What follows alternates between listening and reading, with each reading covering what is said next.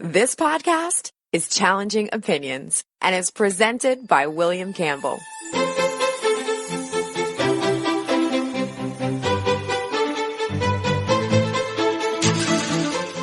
Thank you for downloading the Challenging Opinions podcast for October 28th, 2019. The roots of America's current bitter political divide could be dated to the 1994 Republican takeover of the House and the huge promise of reform that came with that. What happened to the contract with America? Let's find out from someone at the heart of it.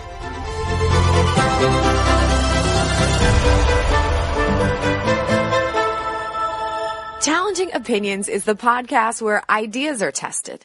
Whether you are left or right, conservative or progressive, devout or skeptic. What matters is the strength of your argument, not the strength of your voice. Coming up in a few minutes. They completely lost focus, and they were able to hold on to power till the election of 2006. But in terms of an actual force of change, it was pretty much spent by the fall of 1995. You were in politics at the time. Were you very disappointed with this? Oh, my goodness, yes. And it's one of the reasons I wrote the book. That's coming up in a couple of minutes. But first, I want to thank my donors on Patreon. I really appreciate them all. Patreon, for the people who don't know, is a system that allows those people to donate $1 or $2 per podcast or per month. And that helps me to devote more time to research and to finding interesting guests. And if you could add to that, do the same as those donors, there's details on the website and at the end of the show of how to do it. I was talking last week about how the libel laws in England prevent journalists from working and keep stories about the rich and powerful under wraps. That doesn't happen much in the US. As I mentioned last week, the US follows the 1964 precedent called New York Times versus Sullivan from a libel case taken by a Montgomery police commissioner, L.B. Sullivan, who said that some inaccuracies in a piece about the policing of a civil rights demonstration in Alabama libeled him. In the UK, he would have been certain of a win and probably a big payout, but the Supreme Court agreed with the New York Times that they're going to make some honest mistakes from time to time, and if that could put them out of business, that would effectively restrain their free expression. They ruled that proving the facts is not enough to sue. You must prove the journalist knew or should have known the truth and maliciously or recklessly wrote something false anyway. Basically, you have to prove what was in their mind, an almost impossible task. That's why there's no big libel business in the US. But someone did win a libel case recently. His name is Leonard Posner. He's the father of Noah Posner, who was murdered at the age of 6 years in the Sandy Hook school shooting.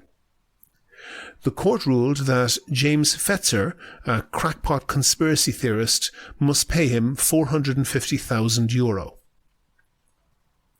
Fetzer had made up multiple ludicrous theories to claim the shooting didn't happen, that the murdered boy never existed, and published them in a book.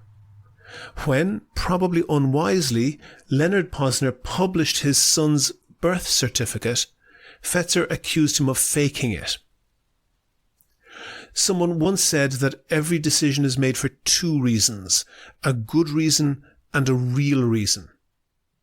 I suspect that the real reason that Fetzer lost the case is because he's a vile individual who made it his life's mission to terrorize the grieving parents of murdered children in a crazed attempt to bend reality to match his ideology.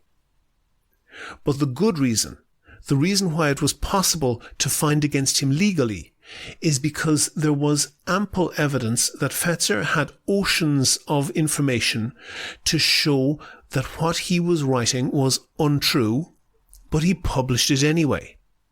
He had, after all, been posting on it online obsessively, so he couldn't have claimed that the information wasn't available to him. It's sort of ironic that his obsessiveness actually hurt him legally rather than helped him, but that was a very exceptional legal case. It's extremely rare for anyone to win a significant libel case, which is why it's rare that they're even taken. Is this a good situation? The rise of fake news cannot be seen in isolation from this issue. There are some outlets out there that freely publish lie after lie that make a lot of money doing that because it brings in the clicks, and people who are being lied about can basically do nothing about it. The effect of this is that public pressure, which can sometimes convert into political pressure, is making big tech companies into a poor substitute for libel courts. Twitter, Facebook, and others are feeling the pressure to get fake news off their platforms, or at least to be given less attention, and they are responding to some degree. They try to outsource the decision as to what is fake and what isn't, but they can't run away from it totally. Many of the platforms, as they call themselves to try and avoid the tag publishers, many of them have been deleting posts, closing accounts, banning people.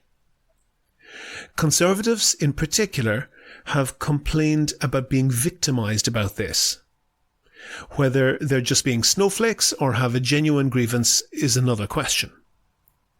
But this highlights a question that we aren't tackling.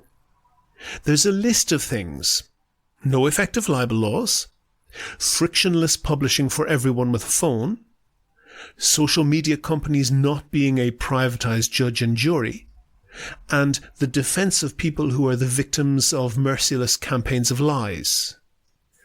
You can have some of the things on that list, but you can't have all of them. Do you agree? Do you disagree? If you want your point of view heard, email podcast@challengingopinions.com and say what you think.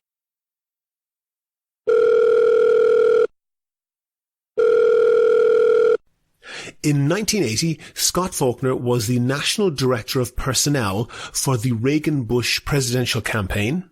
He went on to serve the Reagan administration in executive positions at the FAA, at the General Services Administration, and the Peace Corps. He serves on the boards of numerous corporations and foundations, and he's the author of a best-selling book called Naked Emperors: The Failure of the Republican Revolution. That was published in 2007. I have Scott on the line now. And Scott, for people who perhaps weren't quite as aware as you were at the time, what was the Republican Revolution? That was 1994, was it? That is correct.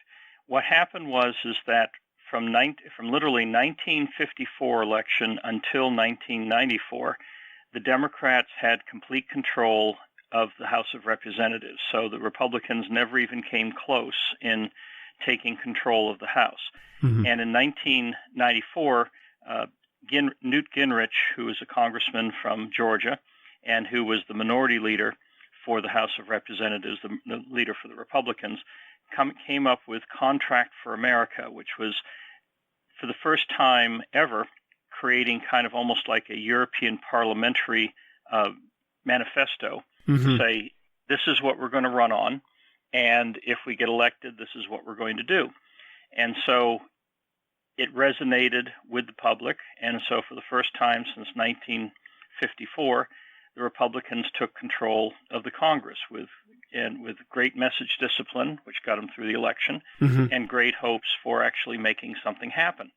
And except for a few areas in the operational side of the House, nothing else really happened. And therein lies the failure of the revolution.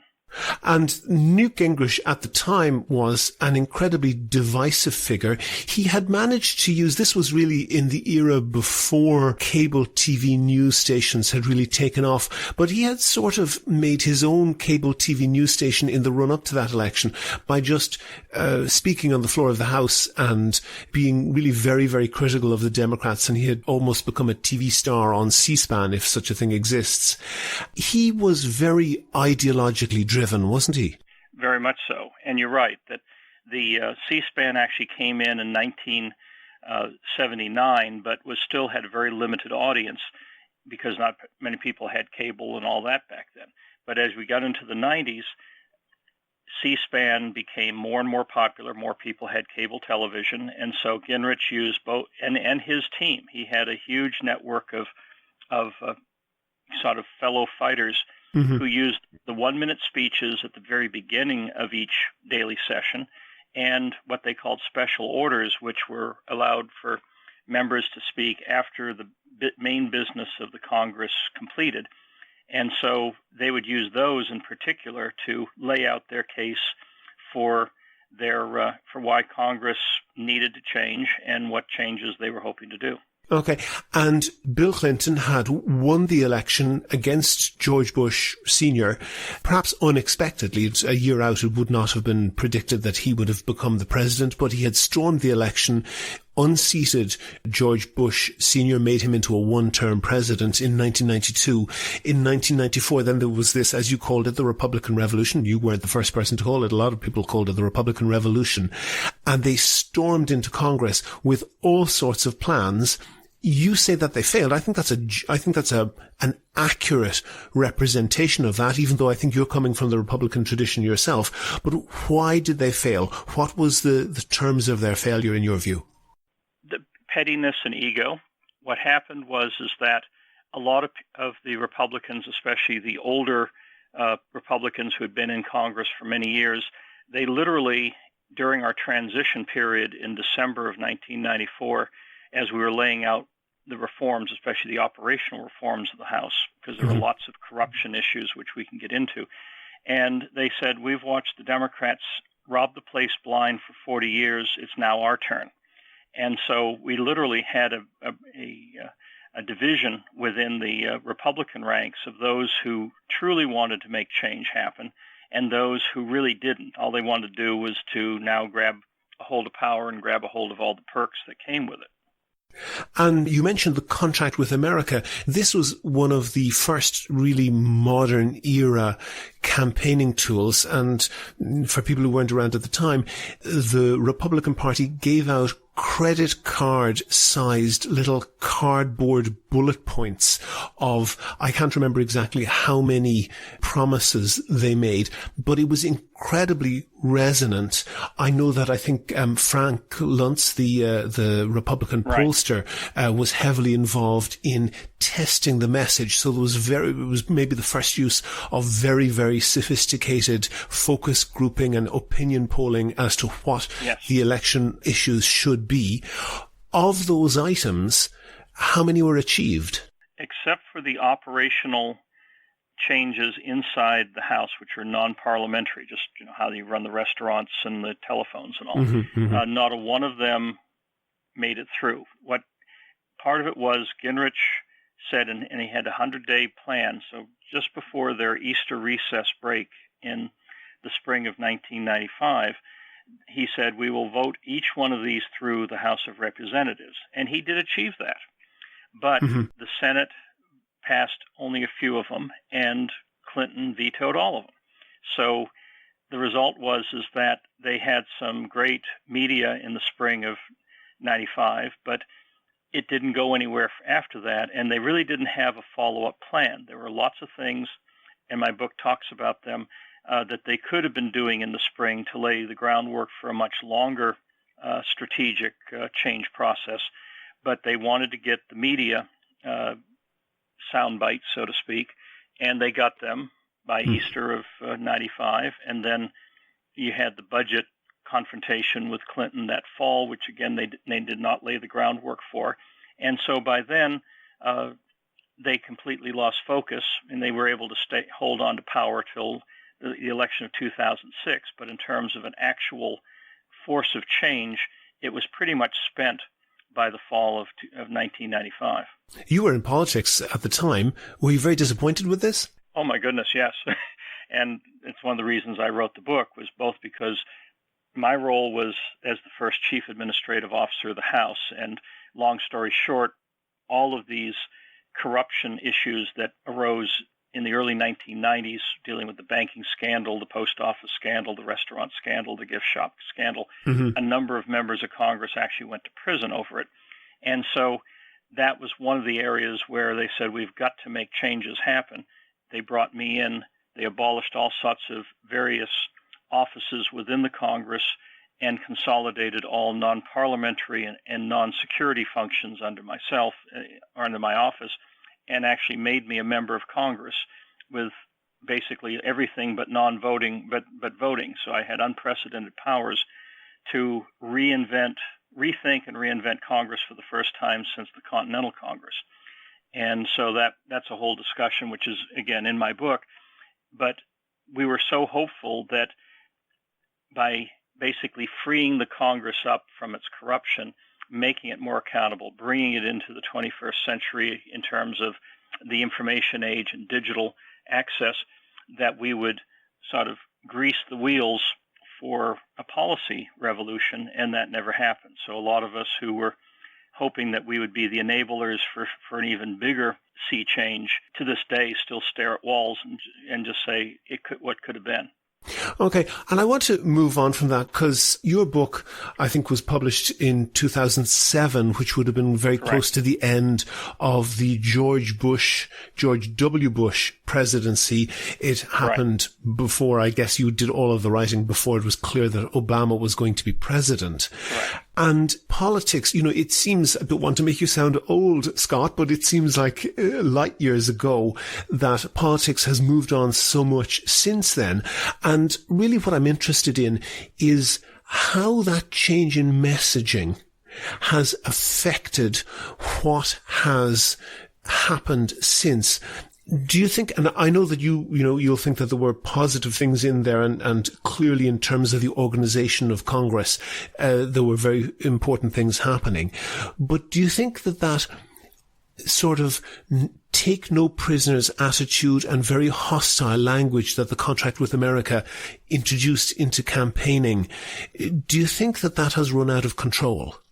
Very much so. But I would have to say that I'm now literally a few pages left in reading the Chernow's brilliant book on the biography of Alexander Hamilton. And of course, Hamilton in 1804 is shot dead by the vice president of the United States, Aaron Burr. So politics has been pretty vicious. You've just ruined the night for a few people who are going out to a musical.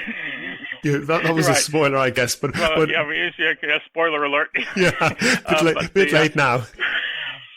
But the issue is politics has always had a vicious streak to it. I think the difference of today's vicious streak compared to some of those that have woven in and out. I mean, good Lord, America fought a civil war because Abraham Lincoln got elected. Mm-hmm. So it is that the age of nuance is over. And so when you have only, they've expanded it, but in the original Twitter environment, it was 140 characters. When you try to express yourself in 140 characters, nuance vanishes. When you are trying to raise money for your campaign and you're trying to get everybody scared to death about the other side, and therefore they should write you the check, you start to demonize the other side. The ability to work across the aisles. In fact, I mean, if I was the CAO now, trying to do the reforms now, I don't think I could have gotten even a fraction of the things done, because so much of what we did in 94 through 96 and onward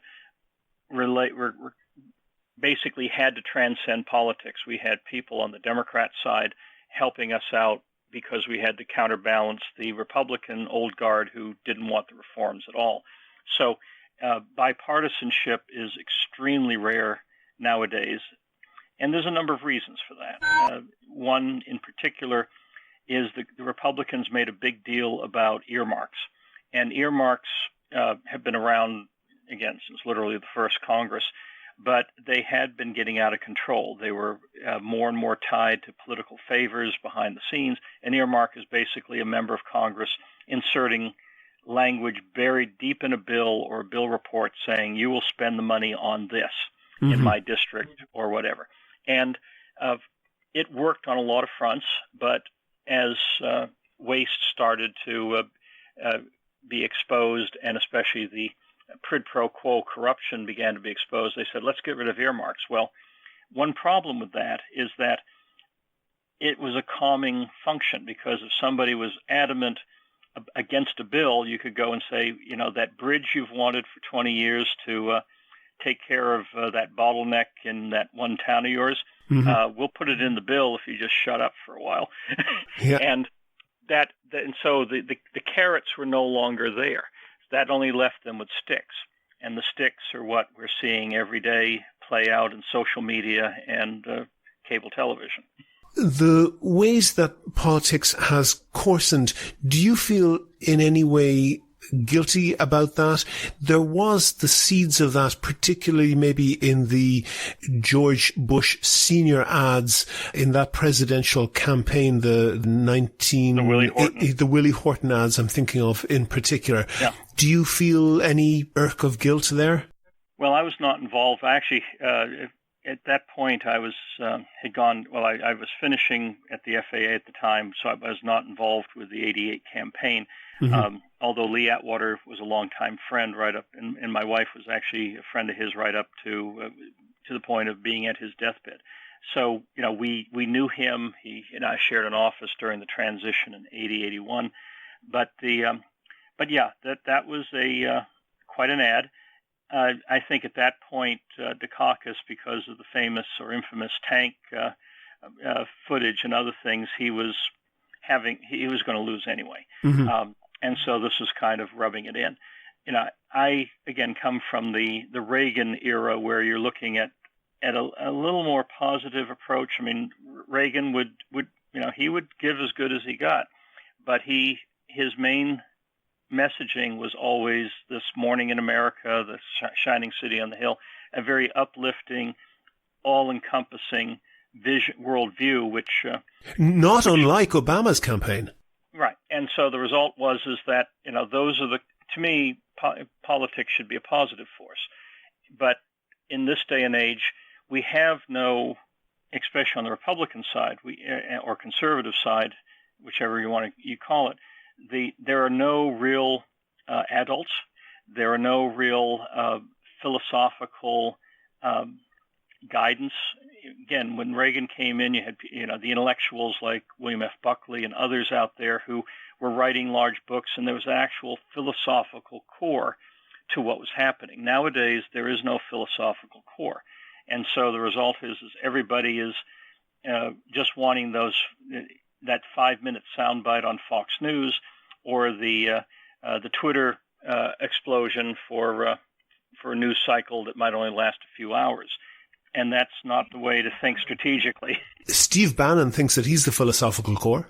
Well, I've never met Steve, but part of it there again, he had a very dark view of America, and America has challenges. I talk about the third act. Our first act was from Jamestown until basically the Spanish-American War, where we were basically forming ourselves into a nation. Our imperialism was basically against Native Americans and pushing out to the west. And then the battleship Maine blows up. America steps onto the world stage. And from there to the fall of the Berlin Wall, America is the most significant player in the world, shaping the outcomes of World War I and II, shaping the outcome of the Cold War. And then the wall comes down. Reagan gets Alzheimer's. The Bush dynasty really is not philosophically aligned with Reagan. In fact, many of them denigrated Reagan, which is why my wife and I supported Perot in '92. And so the result was that the Republicans went brain dead until the Gingrich revolution kind of popped up, and that was again a short fuse, and so we've been adrift ever since. When I talk about this, I usually say that the Republicans didn't just lose their rudder; they lost their keel, and so we're in that situation today. And when you look at the liberal side of the spectrum,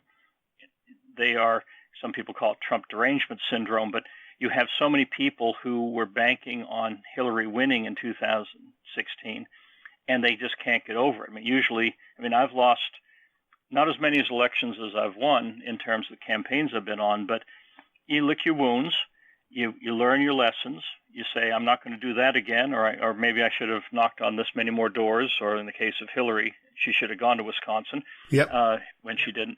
And so you lick your wounds, you learn your lessons, and you prepare for the next round. Yeah, and you're being critical. You're being critical of the Democrats there, and that's a reasonable thing to do. But if the Democrats, for example, lost to you in 1980, and that's essentially what they did, they regrouped and they tried to advance their policies in other ways. Isn't Trump essentially a beast of a different type? Isn't it reasonable to say, look, we can't accept any of this, that it's not that we just accept this loss and move on from here? Isn't it true that Trump is just an entirely different type of event, and that it's reasonable to say, no, we have to go back and try and redo that, because that's not something that's not a position we can move forward from? Well, Trump loves Andrew Jackson. And I think it's very accurate when you look at historic precedents.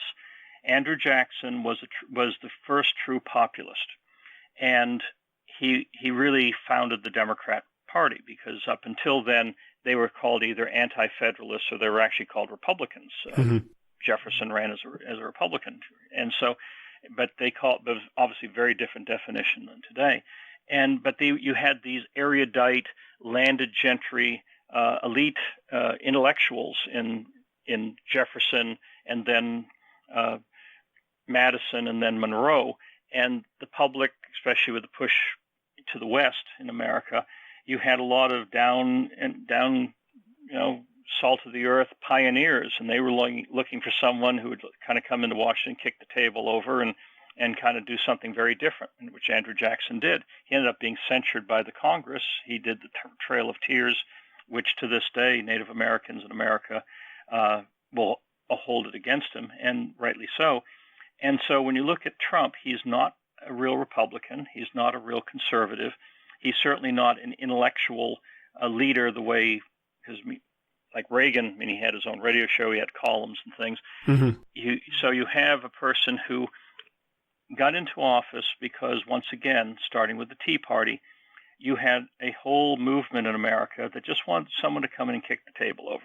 Sure, yeah, but pause that idea for a moment, Scott, because that's true, and there will be some people who are, throwing their iPhones out the window because they don't want to hear criticism of Trump, because they disagree with it or because they've heard too much of it. But what I'm interested in, and I absolutely accept your distinction between the type of Reagan Republican that you are, and being on the conservative side, and the Trump populism. But it's true, isn't it? And you mentioned Lee Atwater. There is a link between the two, and the Republican conservatives perhaps started pushing on a door that they found was beneficial to them, and then all of a sudden Trump storms through that door, but that door was really opened by the Lee Atwater type of very negative, very hostile campaigning. Lee Atwater, for the people who don't know, was responsible for various political ads that were accused of being nothing short of racist. What's your attitude to the link between the two, though? Well, again, I've always said pox on both houses. The coarsening of America's civic dialogue and the inability of people to share public space with people they disagree with. The deterioration has been there even before Atwater, but it's sped up, let us say. Under Atwater, it certainly sped up with the way Gingrich and Gopak put together the Republican Revolution coming into 94. And then when they ran out of steam and ran out of focus, all they had left was the attack side of the house, not the inspirational or aspirational side of the house. And therein lies the issue on the Republican and conservative side. And just like a brawl in some third grade schoolyard, one side hits the other side hits back, and they're rolling around the ground and in the mud. And that's basically where we are today. And so, who struck first and who struck second and all that, the issue is we got two parties that have decades of of gravitas and philosophy and accomplishment behind them, and they're 2 third graders rolling around in the mud in the playground. And I think that's turned a lot of people off, and it's also certainly poisoned the ability to work together on issues that you really can work together on. I mean, that's, if Trump had led with the infrastructure, I think everybody agrees in America that our infrastructure desperately needs a revamp. I mean, a lot of bridges falling apart. Mm-hmm. Our airports are, many of them are embarrassment. I mean, anyone who travels in the world, and unfortunately most Americans don't. I mean, maybe about 14% of Americans have passports. Mm-hmm. So for those of us who do travel in the world, and you land in Kuala Lumpur and look at their airport, you go on a bullet train anywhere in Europe and basically can get from one capital to another faster than you can on a commuter train going into New York, Boston, or Washington, D.C. Mm-hmm. Yeah, there is something definitely lagging in our country, and that could have been a great unifying force. And they haven't yet to even put forth even the most rudimentary infrastructure bill. And so they'd rather slug it out, and it's sad. Asking you about the future, I won't ask you if you're optimistic, but I'll ask you, if there's optimism, where is it? It is basically at the state and local level. America, of course, being a federal system, a lot of the power, a lot of the actions that affect people on a daily basis, whether it's filling the pothole or collecting the trash, is done at local government level. And the other beauty is with something like 3,400 counties and even more municipalities and towns, you have the ability for people to try new ideas. And because it's a federal system, you have a better chance of impacting things. I mean, people can certainly write their congressman and senator, they can come to Washington, they can go on a march, but the lobbyists, the money pollutes the system and dilutes normal people's input. But at the local level, where somebody, a couple thousand votes can elect a mayor of a town, a couple thousand votes can elect a county commissioner or a county clerk or a sheriff, that you can really make an impact. You can recruit candidates. You can help candidates. You can hold their feet to the fire once they get in office, because the number of people who show up at a public meeting at a local level is minuscule. So one person's voice is magnified many-fold. And the other part is, in America, a person who becomes a county commissioner or county clerk or town mayor, that's the farm team. Those are the people who are going to run for Congress or senator or governor one day. I mean, look at Mayor Pete, who's a mayor himself from basically a medium-sized city running for president. Mm-hmm. So that's where my optimism is that for basically having federalism's magic from 1787 onward really work us out of this spot that we're in and get the local level right, get the local officials elected right, and have them percolate up. And it may take a generation, but having some of those people who, again, when you're worrying about trash collection and potholes, it's hard to be partisan. I mean, there's no Republican or Democrat way to fill a pothole. And so you start to learn to work together. You start to look at the community first, the politics or party second. And there are people who I've worked with over the years. I started in politics, and puberty and politics started at the same time, about 16 years of age. That's why I'm not ancient, but I've been around a long time because I've started very young. But seeing some people who literally started out in that, yes, they still had solid core beliefs that they felt passionate about, but they also saw that community over party was important, and they took it with them to the legislature or to the Congress or to the governorship, and not a majority by any stretch, but enough of a plurality to make a difference. And so that's really my message of hope, and what lets me go to sleep at night is to know that there are those pipelines out there. There are those opportunities out there where normal people can run for office, normal people can help those people run for office, and the magic of federalism and the percolator that federalism creates can ultimately change the national scene. Between now and then, the national scene is a freak show and unfortunately will probably remain so.